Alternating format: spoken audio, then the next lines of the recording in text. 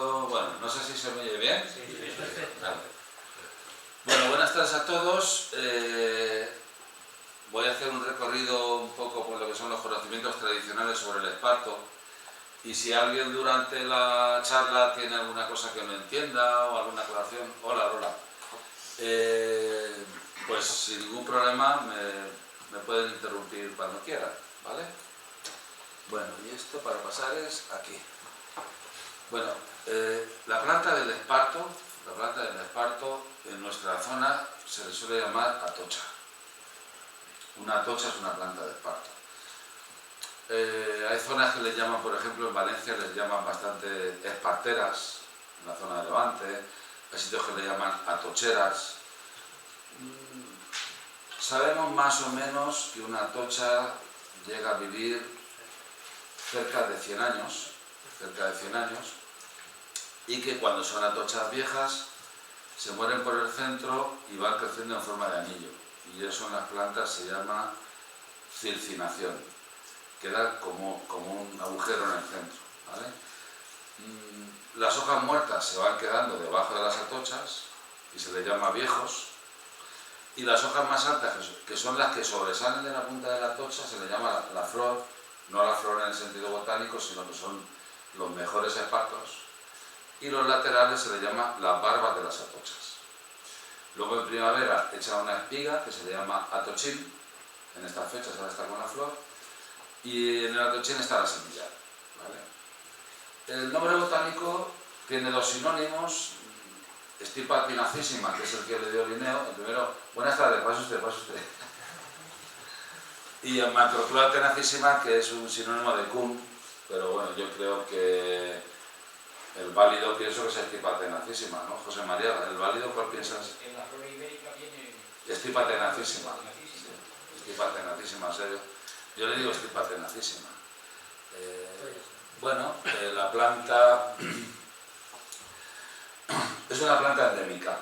Endémica quiere decir que, aunque nosotros vivimos en pleno corazón del área de distribución del esparto, a nivel global es una planta escasa. O sea, mucho más, los espartizales son mucho más escasos que puedan ser los manglares o otros tipos de vegetación, ¿no? Entonces, la distribución es un tipo de endemismos que se llaman ibero-magrebíes, o sea, exclusivo de la península ibérica y el Magreb.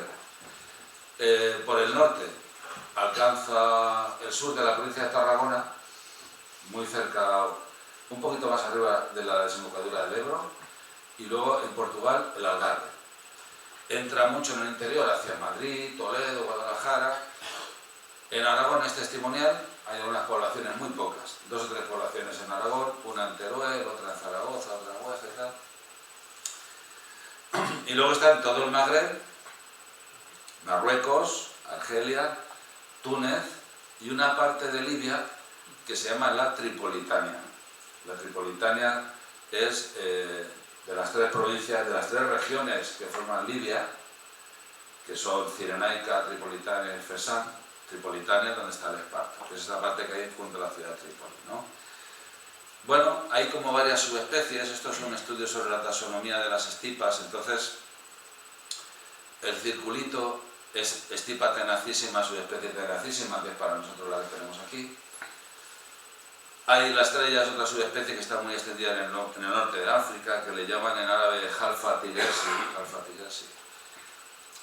Y luego el cuadradito es otro tipo de estipa, ¿no? Hay otra subespecie en la península muy escasa, que está solamente en Almería y Granada, que es la subespecie umbrosa, que es un esparto que llega a alcanzar 1,5 metros de longitud.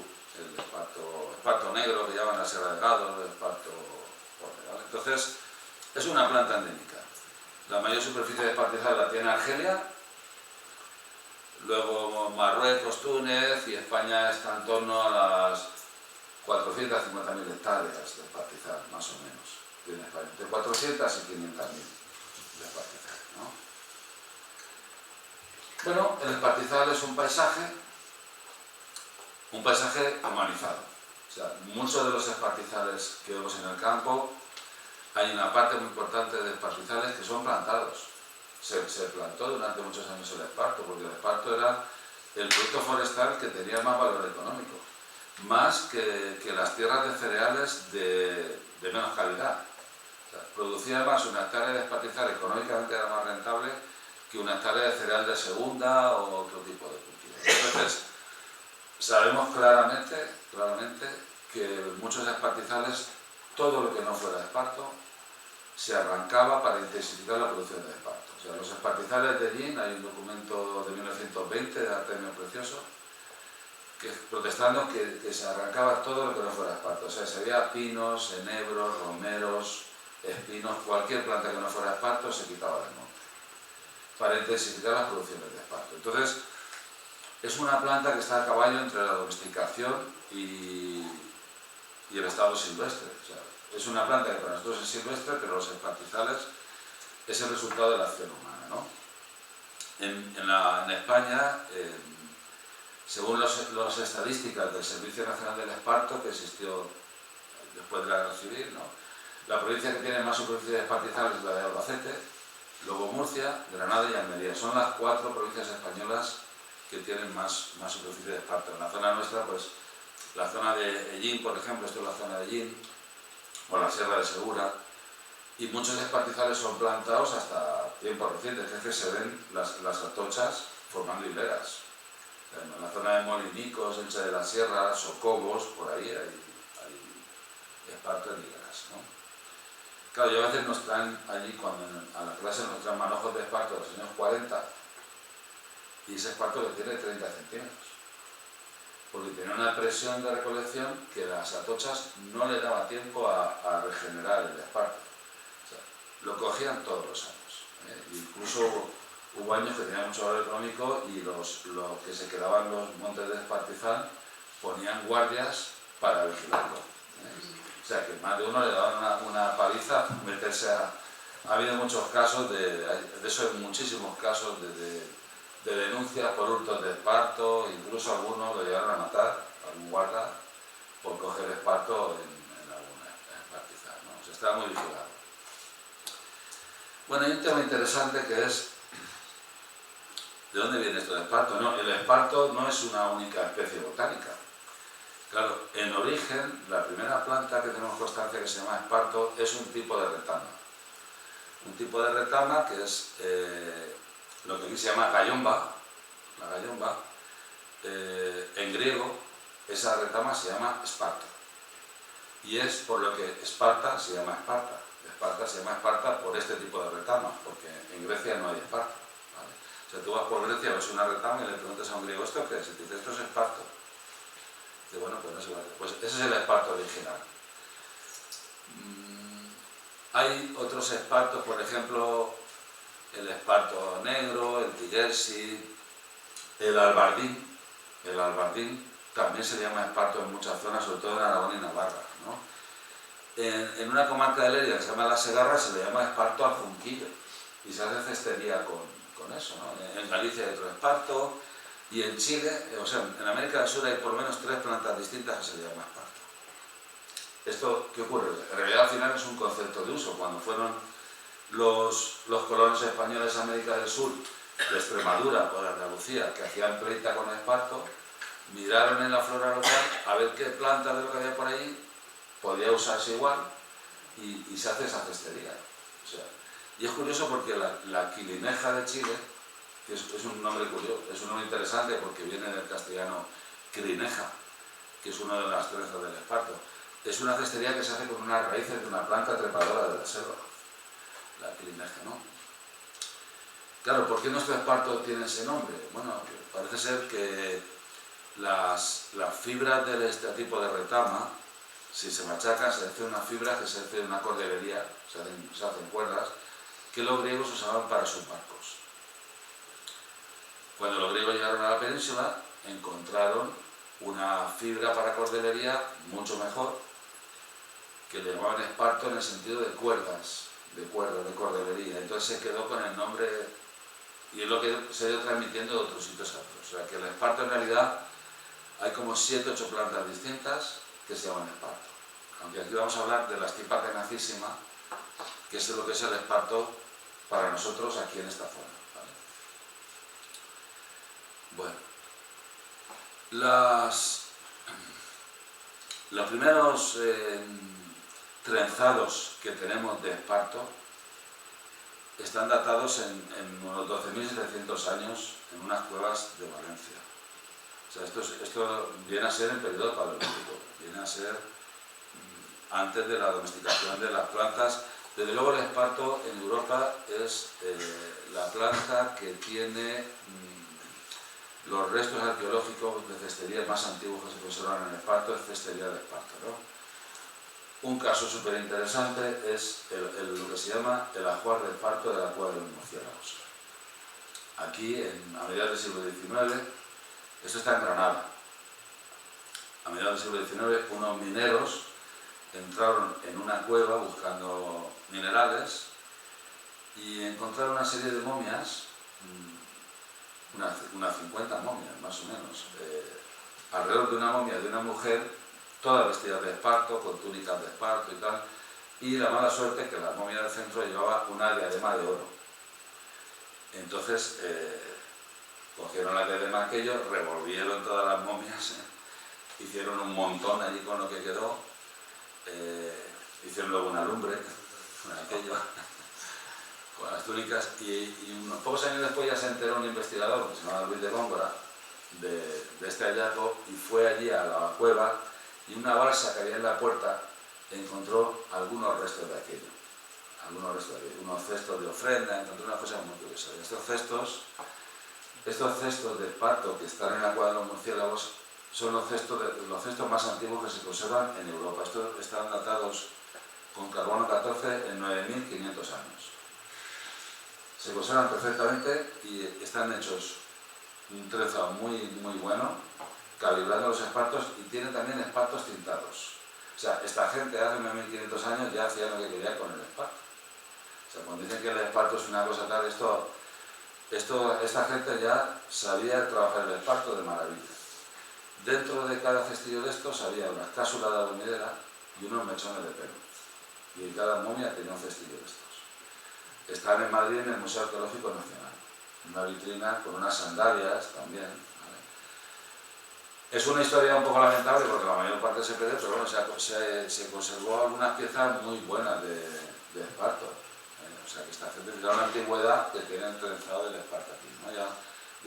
Ya seleccionaban por calibres, hacían tintes, bueno, es una cosa curiosa. Son cestillos de ofrenda, ¿no? Había túnicas, gorros, se conserva una pequeña parte, unas sandalias, pero eso, si lo buscan por internet, tienen el artículo que escribe Luis de Góngora, el pobre ahí, claro, cuando llega ve aquello que habían hecho. Oye, ¿dónde estaban las túnicas estas? A los mineros, no, esto hicimos una lumbre, los quemamos todos, los huesos los machacamos, hicimos no sé qué, bueno, algo por lo menos algo quedó.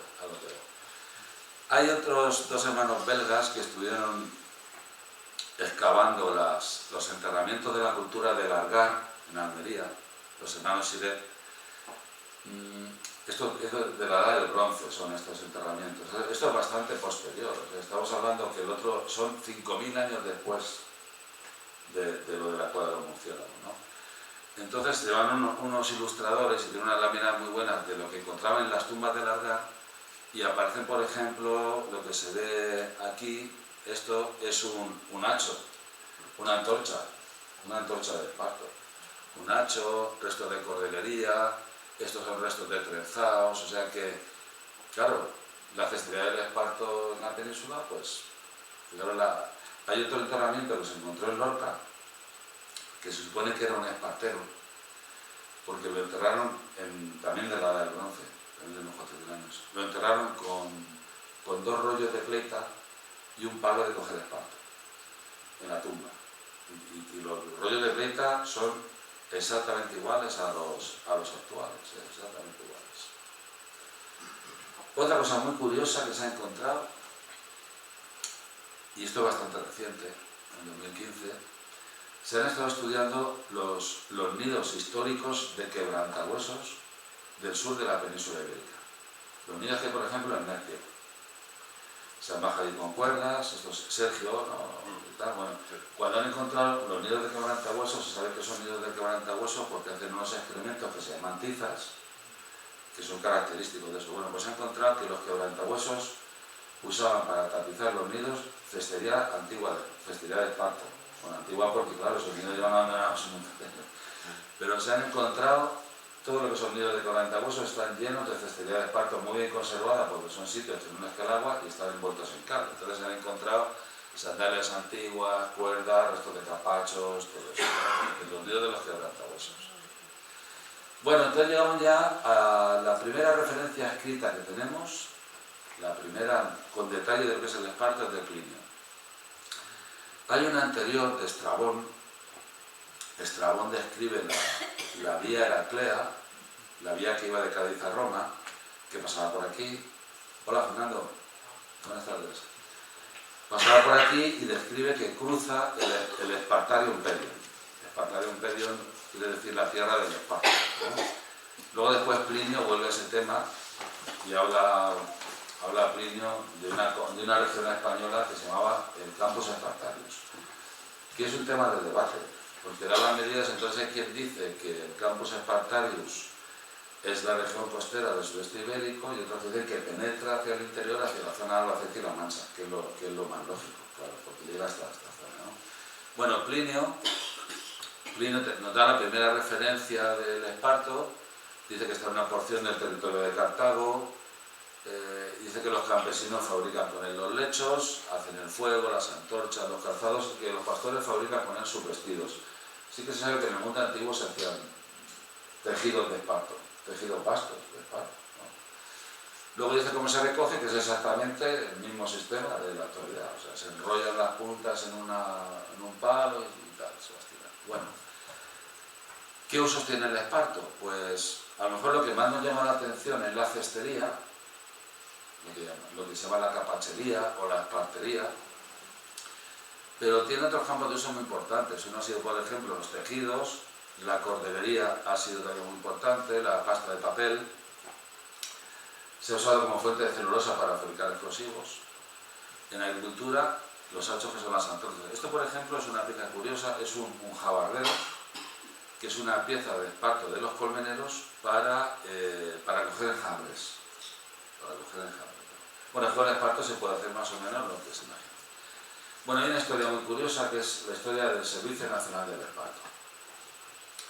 Después de la Guerra Civil no entra fibra extranjera prácticamente a España, no entra yute, por ejemplo, de América, y el Ministerio de Agricultura crea un servicio que se llama el Servicio Nacional del Esparto. El Servicio Nacional del Esparto funciona del año 48 al 60, hace una serie de ensayos, tiene unos campos experimentales en Medellín, hace 3 publicaciones técnicas, tiene 3 libros sacados.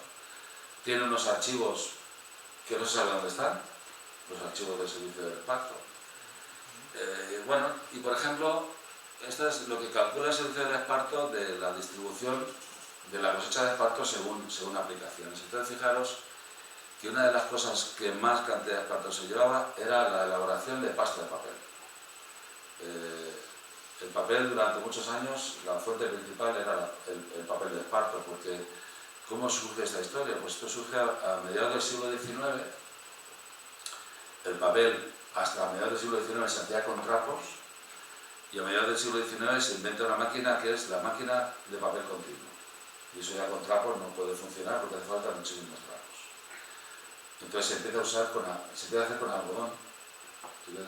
Pero cuando la guerra de secesión americana no hay acceso al algodón y entonces un inglés empieza a importar esparto de España para hacer papel. Bueno, llegaron a funcionar en Inglaterra como 50 fábricas de papel de esparto. Ya estaba una asociación inglesa de fabricantes de pasta de papel de esparto. Entonces, durante 50, 60 años hubo un boom del esparto como materia prima para papel hasta que se inventó otra máquina que hacía pasta de papel con madera. Y entonces ya, pues... Entonces aquí hay mucha... Bueno, los libros del Servicio Nacional del Esparto están fabricados en papel de esparto. Bueno, la fábrica papelera se usaba mucho, las yuteras que se dedicaban a hacer sacos, que aquí en Medellín había varias yuteras importantes, hacían sacos de arpillera de esparto. Las capacheras eran los que hacían los filtros que se usaban para las almazaras. Bueno, eso tiene varios nombres, hay sitios que se les llama cofines, hay sitios que se les llama capachos, capachas, esportines, son unos sitios. Los hilados absorbían muchísima producción de esparto, y luego la espartería, que es la elaboración de gazpachos, que era una parte pequeña de la producción de esparto. O sea, lo que eran los cóbanos para vendimia, estos para recolección, todo lo que son los aparejos para las caballerías, serones, aguaderas, todas esas cosas, era para pequeño, ¿no? Bueno, el servicio del esparto, cuando empezó a entrar yute en España, el precio del esparto cayó. Estos años fueron unos años económicamente muy buenos para algunos pueblos, sobre todo en la zona, por ejemplo, Ellín, Cieza, Jumilla, que tienen mucho esparto en montes públicos. Bueno, el primer propietario de espartizal en España es el Ayuntamiento de Jumilla. Jumilla tiene 33.000 hectáreas de espartizal. Entonces, cuando el esparto esos años valía un disparate, pues toda la obra pública de Jumilla, el cuartel de la Guardia Civil, colegios, todo se hacía con el dinero del esparto. En Ellín entró muchísimo dinero también, pero cuando entró el yute cayeron los precios y luego después al poco entró el plástico. Entonces eso ya supuso el hundimiento del mercado del esparto, ¿no? Bueno, en Marruecos sigue estando muy vivo el uso del esparto. Es un mercado en el Rif, una ciudad que se llama Ruadi, y ahí pues esas piezas no son piezas decorativas, son piezas que va la gente para comprar unas aguaderas. Llegas con tu burro, lo aparcan ahí con un clavo y tienen todo esto para uso, la cuerda para los pajares, toda esta cestería de esparto que se ve a la venta en España, por ejemplo aquí en la feria o en Toicamán, prácticamente esa cestería viene de Marruecos, que es donde se sigue haciendo esparto. La mano de obra ya saben que es más barata que aquí, tienen muchísimo esparto y son técnicas muy similares a las nuestras. Hay algunas diferencias, bueno, se distinguen las piezas porque son piezas hechas para venta, pero son prácticamente todo eso viene de Marruecos, ¿eh? Todas esas lámparas y todas esas cosas. Bueno. Un uso muy curioso son los hachos. Los hachos son las antorchas hechas con esparto o hachones que se hacen con los espartos viejos que hay debajo de las antorchas. Si los hacían para ahumar colmenas, le mezclaban esparto verde para que hiciera más humo. Y si es para alumbrar, con esparto seco. Y esto era la forma que tenían de alumbrarse así con hachos. Bueno, ¿cómo se recoge el esparto? El esparto se recoge siempre arrancando, no se corta. Porque las hojas del esparto van creciendo y entonces al arrancar lo que cogemos son las hojas más largas que sobresalen de las antorchas. Y las que están dentro de las antorchas siguen creciendo, o sea, coges solamente lo que sobresale, ¿vale? Se enrolla, es una herramienta que se lleva colgada a la cintura que puede ser, bueno, en las excavaciones arqueológicas se han encontrado muchas de hueso. De un hueso que llevan ya las ovejas y las cabras, llevan de serie un hueso para coger esparto, que se llama húmero. Claro, ellas lo usan para otras cosas, pero bueno, cuando ya dejan de usarlo, se usa para eso, porque tiene como una borrica en el extremo, ¿no? Entonces, hay de hueso, de madera y de hierro. Entonces, tienen nombres distintos, talí, talisa, palillo, cogedor. Esto lo llevan los esparteros, enrollan las puntas en el esparto y al estirar se arrancan. La mejor época siempre se suele decir que es el verano, julio, agosto, cuando está la hoja curada, ¿no? Bueno, después que se coge el esparto, se tiene que poner a secar. Entonces se pone a secar en una ladera y ese esparto que se pone a secar se llama una tendina. El esparto arrancado y seco se llama esparto crudo, que es este. O sea, lo ponen a secar en la tendina y este es el esparto crudo, ¿vale? Hay otra opción que después de que está seco se pone a fermentar en agua. Y al fermentar, todo lo que no es fibra se pudre. Y este esparto se llama cocido, que está aquí. Después de cocido se puede secar y picar. Y este se llama picado, ¿no? Y después de picado se puede rastrillar. Y entonces tenemos el esparto textil. Es el que se usa en cordelería. O sea, por ejemplo, el esparto crudo, los arrancadores, esto llevaban una romana y cobraban a destajo según las arrobas que arrancaban. Y si, bueno, siguen siendo así. montaban la romana. Aquí, por ejemplo, en las casas de Juan Núñez, que hay un monte cerca de la Sierra de Chinchilla, en Navazo, que se llama, hay un pino que se llama el pino de la romana, porque es el pino donde estaba la romana de pesar el esparto, y al lado del pino de la romana está la tendía, donde ponían a secar el esparto, ¿no? Entonces lo arrancaban, lo ponían a secar en la tendía. Si se seca el sol se pone amarillo, si se seca la sombra se queda verde, ¿no? Bueno, eso es la tendía. Luego se pone a cocer en balsas, una vez seco. ¿Qué ocurre? Aquí tiene que estar un mes. Esto es un proceso en el que fermenta parte de la hoja del esparto, pero la fibra no. Entonces el esparto se vuelve más resistente, huele, cuando tiene esta fermentación huele, sobre todo en los sitios en los que no se renueva. Y bueno, y también se puede cocer en agua de mar. Entonces, por ejemplo, estos son unas cablas que están en el límite de Murcia y Almería, se llaman los cocedores, que no son cocedores de gambas, ¿no? Son cocedores de espartos. Ahí metían el esparto en unas balsas hechas en agua del mar, fermentan en agua del mar y luego se ponía a secar otra vez. Dicen que el esparto en agua de mar es mejor que en agua dulce, pero bueno, aquí en Albacete no pillaba, había que... Por lo menos el olor que echa cuando lo tienes ahí sin mover el agua. ¿No? Claro, el olor que huele muy fuerte esa fermentación. Piensas que la haces con ese que está sin renovar el agua. Claro. No se va el olor. En ese te suele echar en un río también, ¿no? Claro. En un río. La acequia. Pero si está estancado... Donde hay acequia, pero si no tienes acequia... El otro día estuve hablando yo con una mujer allí en el pueblo y dice, le ha hecho mi hijo un cesto a mi hija y me la ha traído de la casa para él porque no aguanta el olor. Lo ha devuelto a los corrales. Lo ha devuelto porque dice que en el piso que se huele, digo, claro. Ya, es que estamos muy delicados también, ¿no? Porque es que contra el parto... Claro. Antes, como además de los pisos, además de las casas, pues tenían allí 2 cabras, una burra y unas gallinas, pues tal el esparto, pero ahora, claro, como no tenemos más que... No, pero que hay sitios donde lo venden que en el que está, se quiere cocer con agua corriente. Sí, también se puede cocer en agua hirviendo. O sea, si lo cueces en agua hirviendo sale un resultado similar. No exactamente igual, pero también se puede hacer que no quiera que huela, si lo pones en un caldero y lo cueces una hora hirviendo y tal, el resultado es bastante parecido. Bueno, esta es la segunda tendida. La segunda tendida es, después de cocido, se vuelve a secar otra vez. Se vuelve a secar. Y luego se pica.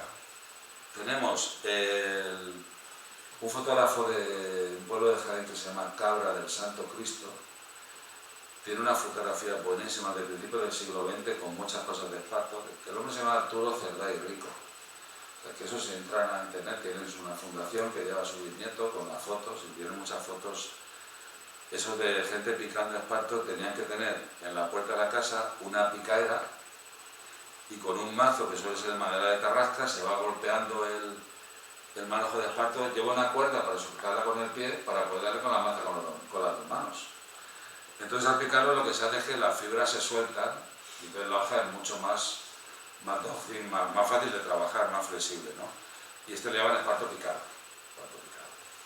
O en algunos sitios también dicen majado. Aquí normalmente decimos picado, pero en Andalucía suelen decir majado. Y luego tenemos los mazos de picar esparto, que ya eran más mecanizados. Aquí se ve perfectamente la importancia del trabajo del hombre, que tiene que estar ahí supervisando, ¿no? Sí, esto lo solían hacer las mujeres. Tenían cada mujer 2 mazos que bajaban y subían continuamente y tenían que meter los mazos debajo para picarlos, ¿no? Es un trabajo muy penoso, porque muchas tenían dedos aplastados en cuanto se descuidaban, y luego hay una enfermedad profesional que se produce al respirar el polvillo que suelta el esparto, que se llama la espartosis.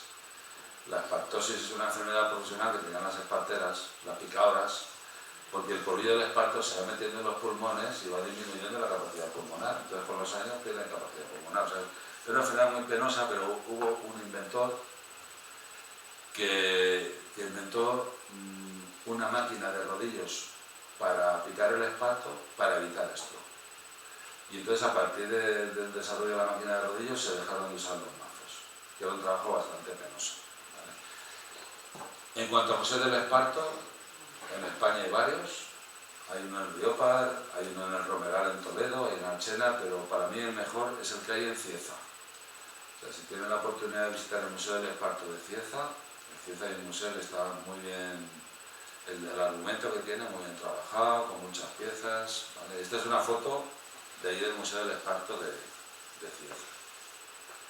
Bueno, este es el esparto picado, que está mucho más flexible, y este es el esparto rastrillado. El esparto rastrillado es el picado, se pasa por los rastrillos, y entonces queda en el rastrillo la fibra más basta, que es con lo que se hace el estropajo de esparto. El estropajo de esparto es la fibra basta que queda en los rastrillos. Y este es el esparto textil, que se usa para cordelería y para tejidos. Porque se queda como si fueran pelitos y entonces se puede hilar. Esto se puede hilar, ¿vale? Bueno, esto es también del Museo del Esparto de Cieza, una rueda de hilar. Era el hilado a mano, entonces empezaban de niños, empezaban a trabajar con 7 o 8 años, era la edad de empezar a trabajar, y el primer oficio que tenían eran menadores. Menadores eran, el niño lo que está haciendo es dando vuelta a una rueda de hilar. Y los hombres se llaman hiladores. Tienen en el regazo un manojo de esparto rastrillado y van sacando con los dedos la cantidad exacta, siempre del mismo calibre, para formar una filástica, se llama. Una filástica es un cordel de un cabo que luego, cuando tienen las filásticas, hay una herramienta de madera con unos canales que se llama la gavia, y entonces une todas las filásticas y forma la cuerda, ¿vale? Cieza estaba muy especializado en esto. Y entonces llegaban a hacer hasta cuerdas, estas cuerdas las volvían a corchar otra vez y llegaban a hacer hasta cuerdas de barcos. Maromas, sogas, todo eso. En ese tema, por ejemplo, en Águilas hay un museo del esparto también, que lo que tiene es una representación muy buena de toda la cordelería que usaban los marineros en el Mediterráneo hecha con esparto. Porque nosotros tenemos la cestería del esparto de tierra adentro, agrícola y ganadera, pero hay una cestería de esparto de pescadores que hacían, por ejemplo, las redes de las almadrabas, se hacían también de esparto, se hacían las cuerdas de los barcos, y hay una cestería de esparto también de los palmereros de Elche. Los palmereros de Elche tenían 3 o 4 piezas de esparto que eran de su oficio, que nosotros aquí en esta zona no las conocemos porque nosotros tenemos la cestería del interior, ¿no? Bueno, cordelería, pues hay muchísimos tipos, y cada soga, cada tipo tiene un nombre. O sea, se encargaban, hay calabrotes, vetas, piolas, filetes, todo eso de la cordillería de esparto por sí solo ya es un... Bueno, y aquí, como pueden ver en el cartel, es la única fábrica de papel de esparto que se mantiene en uso en la actualidad, que está en Túnez. La última que funciona en España estaba en Almería, se llamaba Celulosas Almerienses. Estuvo hasta los años 60 funcionando, ¿vale? Pero ahora mismo en activo solo está esta. Está en la zona del interior de Túnez, que es donde está el esparto. Bueno, la cestería. Claro, la cestería tenemos técnicas que, pleita de esparto conforme la conocemos, tenemos pleitas de hace 4.000 años. Y sandalias, pues de hace también varios miles de años y tal, ¿no? Este hombre es el que empezó en la Universidad Popular a enseñar esparto. Juan Antonio Alfaro, era un hombre que empezó en los años 90, profesor voluntario, él era agricultor, y claro, una de las cosas que ocurre con el esparto en Albacete es que no es una zona, principalmente no es una zona de esparteros profesionales, no eran esparteros de oficio, era gente del campo, muleros, labradores y tal, que los días que llovía o que no podían hacer otra cosa, o de noche, se dedicaban a hacer esparto para las cosas que ellos necesitaban. Entonces este hombre era agricultor, era labrador, pero sabía hacer pleita, porque cuando no podía trabajar en el campo, pues su ocupación era hacer pleita. Entonces hacían sus capachos, sus cuévanos, sus esteras, lo que fuera. Bueno, la variedad de la cestería del esparto es inmensa, inmensa. Hay prácticamente una persona que trabaja el esparto, una cosa que se le ocurre que necesite, para lo que sea, se la hace. Debe ser para hacer colmenas, para echar una yueca con los pollos, para dormir, para lo que sea. Lo que se les pase por la imaginación se la hace, ¿no? Entonces hay cantidad de nombres de piezas, por ejemplo, y las mismas piezas tienen nombres distintos según zonas. O sea, lo que nosotros, por ejemplo, aquí en la zona nuestra se llama una capacha, que es un cesto de pleita con tapa para llevar herramientas, sobre todo los matachines, ¿no? Eso en otro sitio le llaman una barja. Una barja, ¿cómo? Barja, barjola, excusa también, ¿no? Lo que aquí en Albacete se llama una caracolera, en Ellín es una cachulera. Y en Socobos creo que es un fernacho. Y es la misma pieza. O sea que hay muchísimo vocabulario, hay unos nombres que vienen del árabe, hay nombres que vienen del griego, hay nombres que vienen del latín, dentro del vocabulario de espartero, ¿no? O sea, por ejemplo, todo lo que sea sera, serón, eso viene del árabe, cenacho, lo que sea corvo viene del latín, bueno, hay mucha variedad. Entonces, la diversidad es inmensa. Hay unas piezas que son de uso doméstico, para la casa, por ejemplo, costureros, y una cosa habitual era, por ejemplo, si un muchacho pretendía a alguna muchacha, le hacía algo de esparto de regalo. Y ahí echaban el resto. Todo lo que sabía hacer lo llevaba ahí. Puntas, perifollos, adornos, colorines, eso como la escoba esa Juanra de Alcaraz, que luego aquello no resultó, ¿no? Porque le llevó la escoba y luego no lo quiso. A veces falla. O sea, trajo una escoba de esas de esparto, pero súper, bueno, súper historiada, ¿eh? Y al final aquello no resultó, pero por ejemplo costureros, un montón de cosas, ¿no? Tenemos las piezas de uso doméstico, baleos, para la cocina, piezas de uso agrícola, todo lo que son piezas de recolección, puertas, capachos, cuévanos, costales, todo lo que son los aparejos para las caballerías para la carga, serones, aguaderas, sarguetas, todo eso, ¿no? Piezas que son de colmeneros, las colmenas, piezas que son de pescadores, piezas que son de palmereros, y también también antiguamente hacían cosas ornamentales y de juguete, no eran solo cosas prácticas, también hacían cosas de ornamentales, ¿no? Bueno, cuando hablamos del esparto, en nuestra zona decimos que es una cestería popular. Una cestería popular en el sentido de que no es una cestería profesional. O sea, no son esparteros. Aquí, por ejemplo, nosotros, esta gente con la que hemos aprendido las técnicas, Victoria nos enseñó el punto de cofín, de lieto, Custodio Alcázar hace un punto súper fino que se llama rejilla de 5, que hace muy poquita gente, Juan Beteta nos enseñó las cantimploras, Antonio Baídez, este hombre que era de aquí de Albacete y se crió en Los Praos, y el hombre se murió con 104 años, y nos contaba que cuando era niño, ahí en Los Praos, aquí en la carretera Jaén, que era todo charcas y tal, se dedicaban a coger ranas y galápagos y que era todo un humedal, aquello que lo ves ahora y parece mentira, ¿no? Entonces son gente que ha hecho un poco, por eso, como no en el sentido profesional también. Me pasó una vez, bueno, nos pasó, porque iba con Alonso, que no es de esparto, pero en la Sierra de Cuenca nos dijeron que en un pueblo que había un cestero. Había un cestero en ese pueblo, quedamos con él para documentar cómo hacía los cestos. Los hacía de mimbre. Entonces quedamos con el hombre, preparó el mimbre, estuvimos ahí 3 horas con él, hizo el cesto, le hicimos las fotos, todo, y al terminar pues yo le dije, bueno, ¿qué le debo del cesto? Dice, nada, hombre, dice, si yo no vendí nunca un cesto. Digo, pero no es usted el cestero del pueblo. Dice, sí, yo soy, pero yo no vendo cesto. Yo cuando un vecino necesita un cesto, viene, me lo pide, se lo hago, ya está. Claro. O sea, el hombre era agricultor, pero él hacía los cestos, pero no era cestero. O sea que... Y mucha gente, pues, es así. Por además, lo del esparto lleva mucho más trabajo. También en la zona nuestra han trabajado muy bien el esparto los pastores. La foto de la izquierda es de 1904, es un pastor auténtico, se lleva la montera, las delanteras, la garrota en el hombro, pues tiene que sentarse, el manojo de esparto en el sobaco, que es como se lleva, y los pastores van andando, y mientras van andando en el campo con el ganado, van haciendo, pero pleita y lo que quieran, caminando van haciendo, ¿no? Y el de la foto de la derecha es un pastor de Monera que murió hace poquito, muy poquito. Esto no le decía al chichirre, Juan Jesús.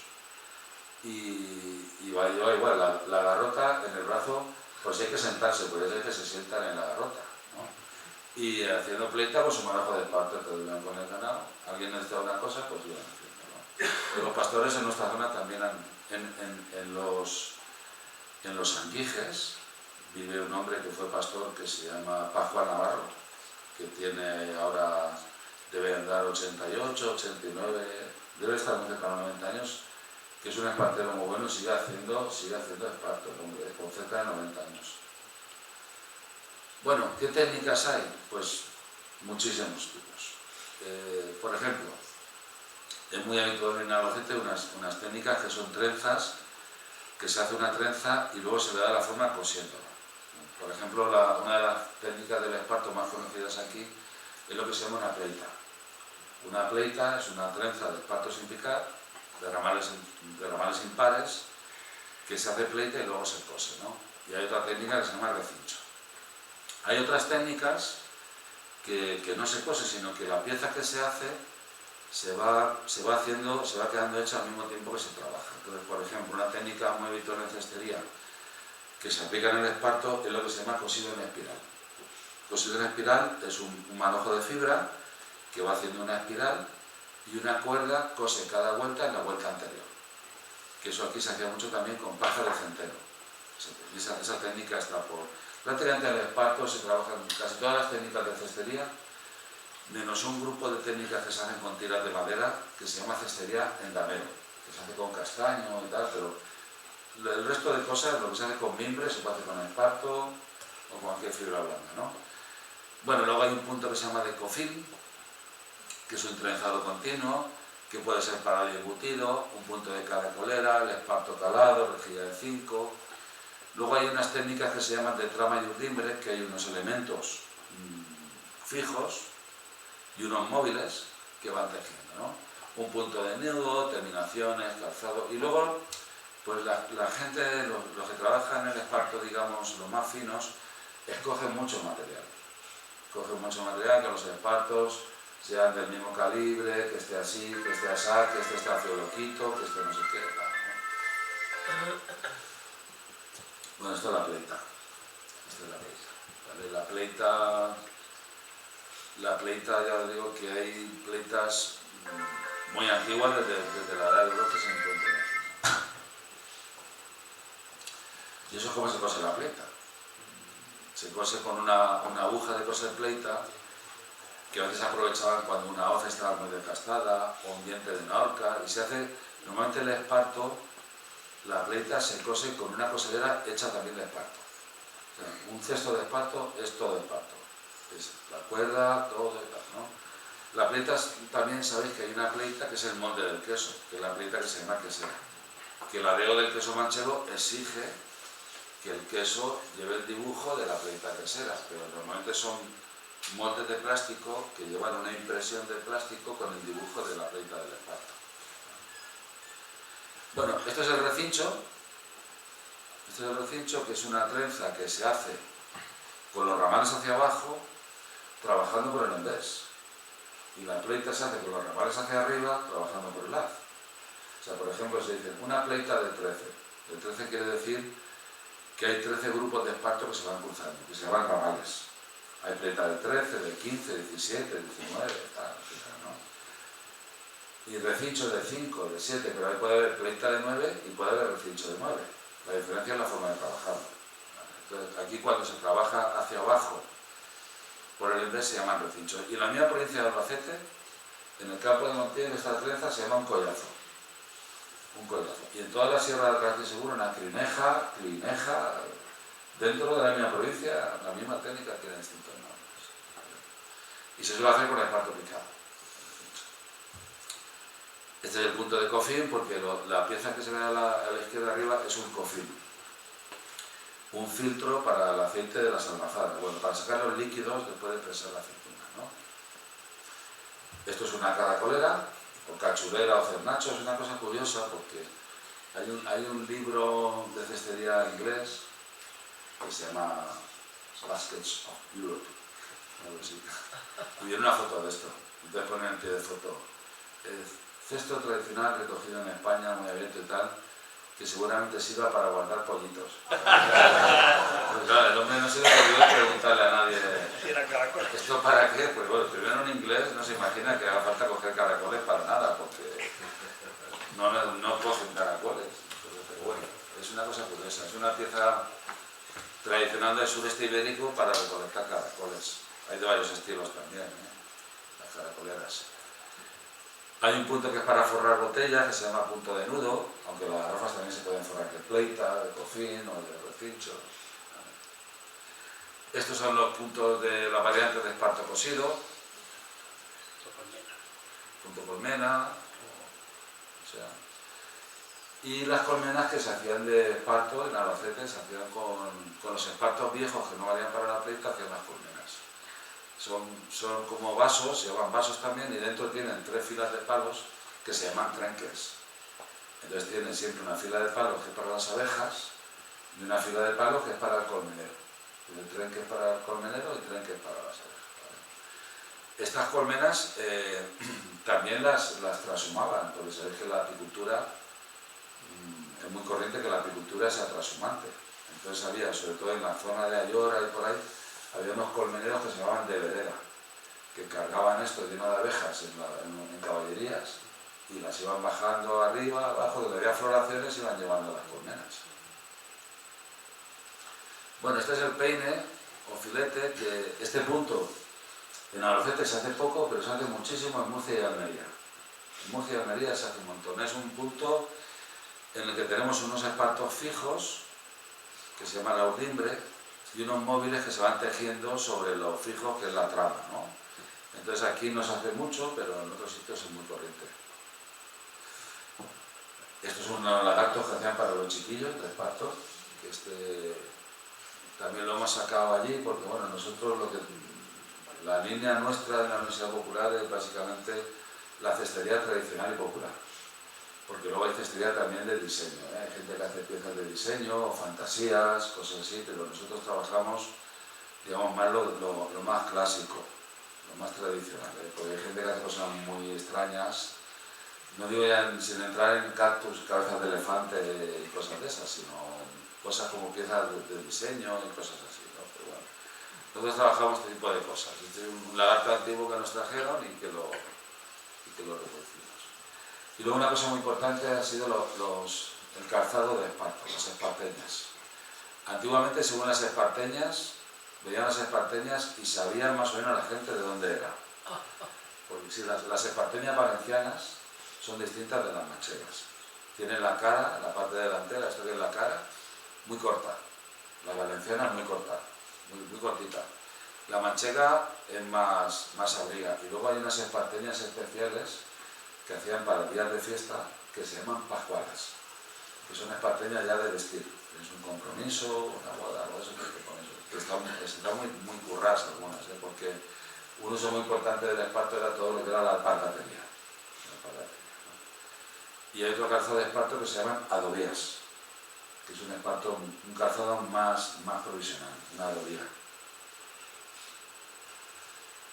Bueno, ahora que tenemos el esparto a lo largo de su historia ha tenido un momento de caídas y de auge, porque tuvo un auge muy importante, claro. Cuando llegaron los cartagineses y los griegos, aquí estaban muy tranquilos aquí con el esparto, te hacía falta un manojo de una cuerda de esparto para atar la cabra y ya está.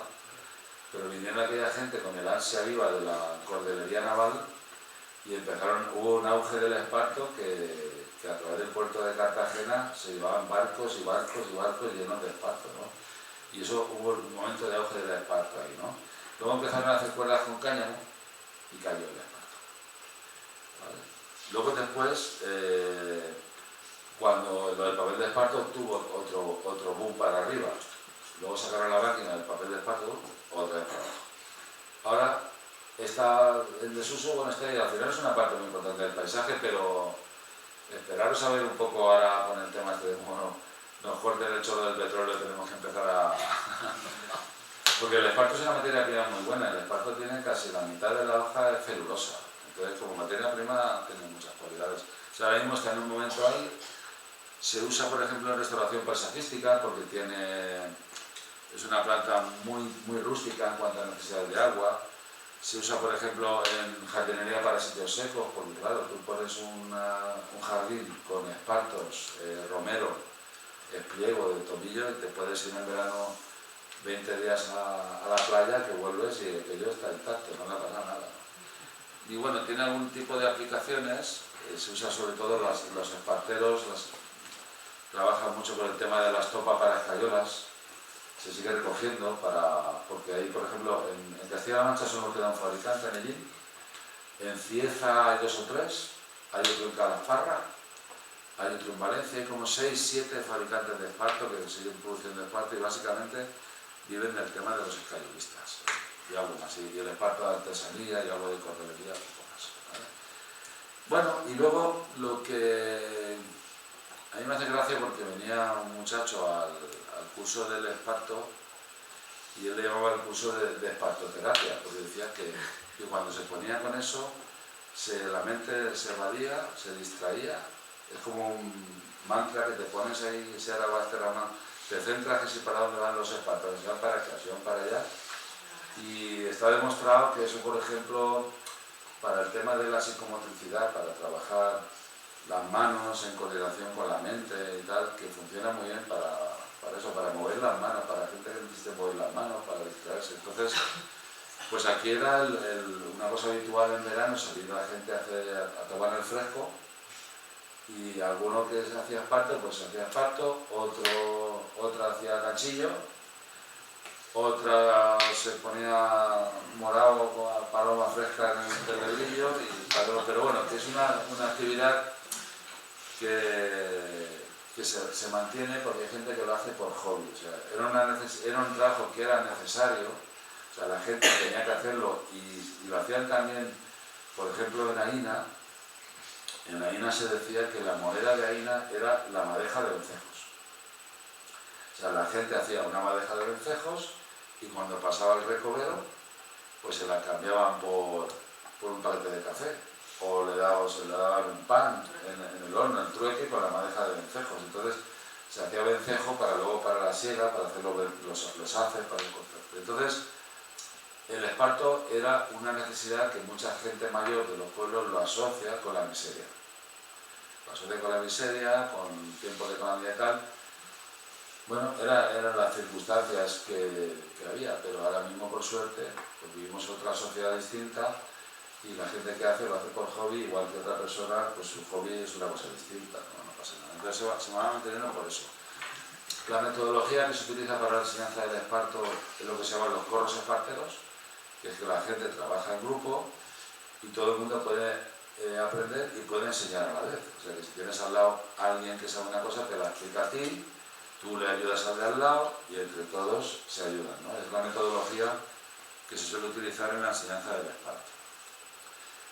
Bueno, y este término de la cultura del esparto, ¿de dónde viene? ¿De dónde viene? Esto es una historia bastante interesante, porque en etnografía hay una cosa que se llama el extrañamiento. El extrañamiento quiere decir que una persona que se ha criado rodeada de esparto desde pequeño y ha visto cuévanos de pleita, esteras de pleita, baleos, madejas de vencejo, atochas, ondas de tirar piedras, garrafas de pleita, el esparto no le llama la atención. Pero una persona que no lo ha visto nunca, cuando viene dice, ostras, este mogollón de cosas que se hacen con esta hierba, esto es una cosa especial. Entonces, por ejemplo, la que empezó a estudiar el esparto en España fue una investigadora suiza, becada por un banco suizo, que se llamaba Viña Cuoni. El Viña Cuoni, esto es un autorretrato que se hizo ella, con la misma cámara con la que hizo el trabajo de campo, ¿no? Entonces tiene un libro muy recomendable para quien le guste la cestería, que se llama Cestería Tradicional Ibérica. Y el capítulo del esparto, ella le llamó la cultura del esparto, que es la primera referencia, la primera que nombró lo de la cultura del esparto fue esta investigadora, ¿no? Y ahora mismo, por ejemplo, la patrimonialización de la cultura del esparto, que se quiere declarar manifestación, bueno, está declarada en España manifestación representativa del patrimonio cultural y material de la humanidad, es un francés el que lo está dinamizando, Pascal Janin. O sea, que al final sí, porque para nosotros es algo cotidiano. Es algo cotidiano. Tú te ponen un plato de gazpachos manchegos. que buenos gazpachos, me parece que no le falta nada. A lo mejor viene alguien que no esté con los gazpachos manchegos y dice, uy, qué receta esto, qué cosa más curiosa, una torta cenceña con no sé qué y tal, o sea, que todas las cosas funcionan. Bueno, entonces la que acuñó el término fue Viñacuoni,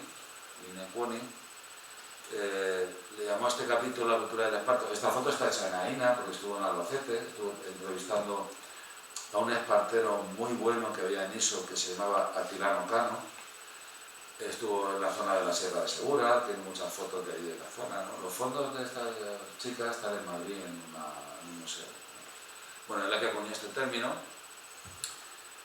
Y en 2019 pues, se declaró manifestación representativa del patrimonio cultural e inmaterial en España. Y ahora hay una candidatura conjunta hispano-marroquí. Sabéis que por el tema de política, pues, Argelia, que es el principal país productor, el país que tiene más superficie desperdicio del mundo, no hace nada donde esté Marruecos. Entonces, porque es España y Marruecos, Argelia no trae, ¿no? Entonces está trabajando, en Marruecos se sigue trabajando muchísimo este tema. Bueno, para ampliar el tema hay muchísima bibliografía. Por ejemplo, el Instituto de Estudios Albacetenses publicó un trabajo sobre el campus espartario romano, un poco con la teoría de que fueron los cartagineses los que empezaron a explotar a gran escala el esparto, y luego los romanos, bueno, sabéis que se describe un historiador romano que se llama Tito Livio, describe el botín que los romanos tomaron a los cartagineses en el puerto de Cartagena. Y una de las cosas que les tomaron fueron varios barcos cartagineses cargados de esparto. Bueno, ese trabajo es interesante sobre ese tema. Luego de Barber hay un trabajo que publicó Bancaja, también muy completo, que está en valenciano. De Cuoni, Cestería Tradicional Ibérica. Bueno, hay muchísimas bibliografías sobre este tema. Los 3 libros del Servicio del Esparto. Y luego en Internet hay una iniciativa muy interesante que la financia una fundación americana que se llama la Long Now Foundation, algo así, que trabaja por la recuperación de conocimientos tradicionales que sean muy antiguos. Entonces esta fundación mantiene una página en internet que se llama la Espartopedia. Entonces, la Espartopedia, por ejemplo, ese es el mapa de la Espartopedia, viene de la localización en España de todos los sitios donde existe algo relacionado con el esparto. Museos del esparto, coros de esparto, fabricantes de esparto, talleres de esparto. La Espartopedia es una página muy completa, tiene muchísima información, vienen documentales, vídeos, bibliografía, tal. Bueno, luego por ejemplo en Porcuna, en Jaén, hay unos talleres que fabrican esparto que venden por internet que se llama Artesanía Pérez. Eduardo Monema, que sabéis que es una productora de vídeos que está en Huesca, ha hecho varios documentales relacionados con el esparto, con las esparteñas. Bueno, en Facebook hay un grupo que se llama Amigos del Esparto, que lo hizo Alfonso Manzanet, que también tiene un libro publicado aquí, que hay 32.000 apuntados en Amigos del Esparto. 32.000. O sea que hay bastante movimiento, con el tema este del esparto hay bastante movimiento. Es un conocimiento muy completo, muy completo. Sí. Intento hacer un recorrido así, porque vale, el tema de tipología es muy amplio, hay muchas cosas distintas, tampoco... No sé si tienen alguna pregunta o alguna cosa, algún comentario, algo que no estén de acuerdo. Ahora que hay una exposición en el museo muy amiga de la cerámica de allí, pues apuntar que el combustible que tenían para los hornos para hacer esa cerámica era el esparto, en las atochas, y que incluso llegó a haber un contencioso con el tema de la corbellería. Sí, que ganaron finalmente los ceramistas. Sí, es que hubo una cédula de 1784 que prohibía arrancar las atochas. Se prohibía arrancar las atochas. Entonces Ellín reclamó al rey que era el único combustible que tiraron en Ellín eran las atochas, porque funcionaban los hornos de pan, los hornos de cerámica, y entonces al final a los de Ellín hicieron una excepción con ellos. allí les contestaron que les convenía arrancar las atochas siempre que fueran las atochas viejas. Sí. Y también había una práctica agrícola que se hacía en aquellos años que llevaban atochadas, que era en los campos de cultivo hacer diques con atochas viejas para cuando llovía retener la tierra. Y entonces también les hicieron una excepción a los de Gil, que eso lo puso el libro este que hizo, que estaba Blanca y Rubí, ¿no? Hace poquito, este del Torno de Minatera, Sí. viene esa historia ahí, sí. Bueno, una pregunta. ¿Y lo de la estación de Atocha? Bueno, porque había una atochar, claro, había atochar. Creo que no se conservan las atochares ahí. Había atochas, claro. Porque llegaban trenes, ¿no? No, había atochas, había una atochada. No, No, había atochas, había una atochada allí. Había esparto allí, o sea, si tú vivías en el centro de Madrid y te hacía falta un manojo de esparto, te ibas allí a Atocha. Claro. Aquí, bueno, aquí lo tenemos cerca, creo que ahora tiene que andar un poco más, pero entonces lo tenían allí, sí. Aquí en Chinchilla había un pozo Desde de... Madrid hasta Villarejo de Salvanés, tanto por la carretera nacional como por la radial, todo lo que hay a derecha e izquierda son atochadas. No os fijáis, pero es todo atocha. Desde Sí. Madrid hasta Villarejo. Sí. Todo el monte. El esparto entra en España hasta allí, porque luego ya no pasa de Madrid hacia... el sistema central no lo pasa. Ya sabes que en Villarejo hay mucha afición al esparto y de hecho a los cursos han venido los cordeleros de allí de Villarejo y son personas mayores que hacen unas cuerdas espectaculares. Sí, además lo ves y parece que es fácil cuando ves que lo están haciendo, pero no es fácil, ¿no? No es fácil, porque tienen que sacar justo la cantidad exacta de fibra para hacer la cuerda. En Chinchilla había también un pozo del esparto en Berlupe, la loma de Berlupe, había un pozo del esparto que estaba allí. Porque lo describe Pedro Cebrián en el manuscrito de la historia de Chinchilla, un pozo del esparto. Luego has dicho una cosa sobre las picaeras. En todo el cauce del río Cabriel, casi desde el nacimiento hasta Contreras, eran huertas. Y todas las casas que construían, los hortelanos, en todas las fachadas dejaban una piedra medio metro para afuera que era la picaera y siguen estando. Sale de